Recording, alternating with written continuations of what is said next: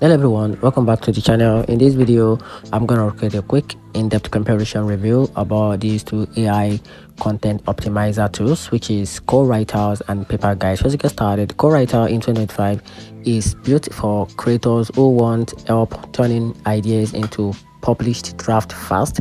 It's used AI to brainstorm, expand outlines, and suggest tones or styles improvement for blogs, essays, and marketing copy. Its real strength is speed and flexibility, great for when you are starting from scratch and need a guidance to shape your content while keeping it engaging on the brand. And PaperGuide, on the other hand, focus more on academic focus.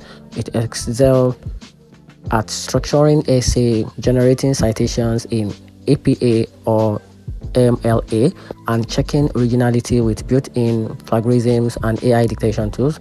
It's ideal for students and researchers who need academics accuracy and integrity features. And here's the very conclusion. In 2025, choose CoWriter for creative and marketing content, but PaperGuide in the better optimizer if your priority is academic writing with citations and plagiarism safeguards. And that's it. Hope you find the comparison a little bit more helpful. If you did, turn on the notification button and subscribe for more. Thanks.